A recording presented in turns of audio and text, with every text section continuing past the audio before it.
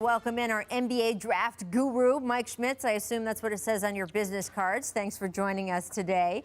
You recently spent some time up in Walnut Creek, California, where the G League Ignite team was practicing. They're composed of NBA draft prospects who, I don't want to say skip school, they opted not to go to college. Instead, they're holding training camp in a bubble there, preparing for the G League season. What's your biggest takeaway being with these guys?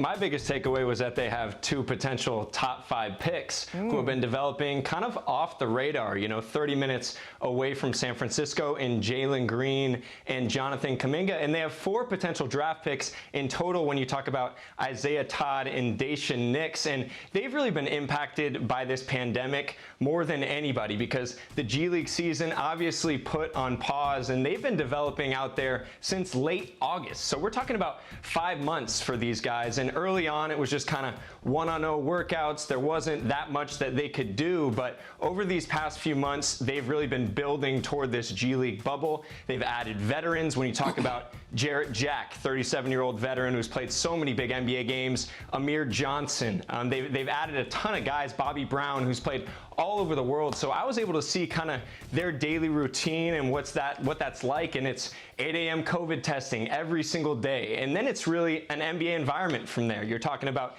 individual skill workout, you're getting your lift in, and then you have your team practice going through concepts offensively, defensively. How are we guarding pick and roll, learning NBA actions? So they're really gearing up for this bubble, and it's not going to be easy for them. They're going to play 15 to 20 games out in Orlando. They're leaving on Sunday, and this is a great chance for NBA scouts, executives to really get their first look at them. But they're going to be playing against guys who have played in the NBA, who are hungry, who want to prove that the G League is not high school basketball, and it's not about just coming in with your 5-star ranking. So we're going to learn a lot more about these prospects in the next few weeks here, but I was impressed with what they've been doing down in Walnut Creek.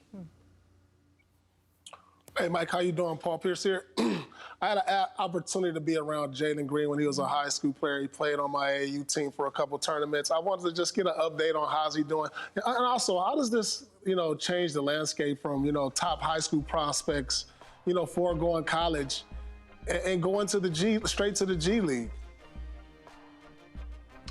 Yeah, Jalen looked really good. I've called him the most exciting prospect in this draft. We still have him at number 3. I'm not sure he's the top prospect in this draft, but just from a level of athleticism that no one else has, he's kind of an entertainer on the floor. He loves the bright lights. And I think of Zach LaVine when I look at him athletically, a guy who just has absolute springs. One NBA scout described him as having $1 million legs with just that type of athleticism. He shoots it easy. He can score it from all 3 levels.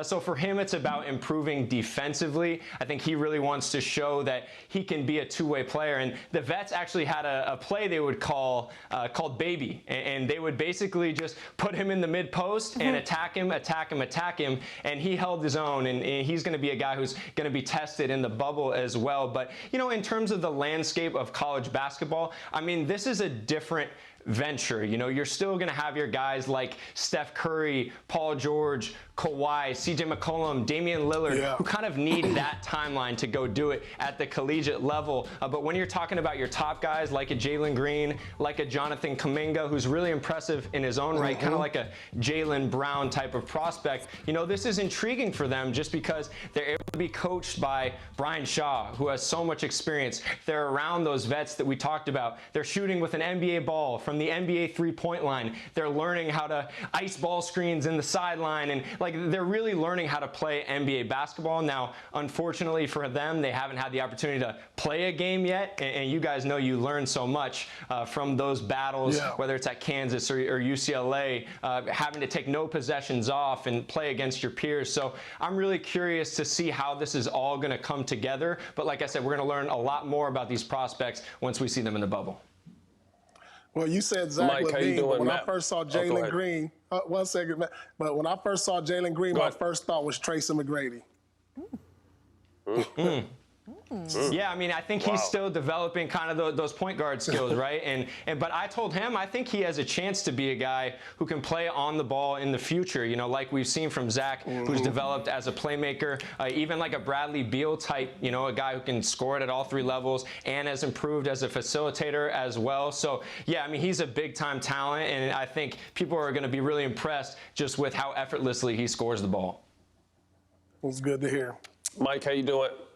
How you doing? Matt Barnes. So who are your top 5 right now, although early, heading into this draft? Yeah, so number 1 is Cade Cunningham. He's been the number 1 prospect for us all year. 6'8", 7'2" wingspan, 220 pounds. Really exactly what every team is looking for in today's NBA. You look at all these 6'8" wings who can create offense from all over the floor, and he really has that. You know, he makes everyone around him better. But this is an incredibly strong top 5, okay? So all these guys could potentially contend for number 1. You have Cade at Oklahoma State, and then you have Evan Mobley, who shows you a little bit of glimpses of a young Anthony Davis, just with his defense, his versatility, his skill level offensively. Jalen Green, like I talked about. Jalen Suggs, who's a tough-minded guard. He's the best player on the best team in America at Gonzaga. Yeah, it reminds me a little bit of like a Drew Holiday type, just with his toughness and how he impacts winning. And then Jonathan Kuminga, like I said, 6'8", long arms, defends multiple positions, can make an open shot. You know, he's been neck and neck with Jalen out there on a day-to-day basis in scrimmages, in practice settings. So I think he's going to open some eyes as well out in Orlando.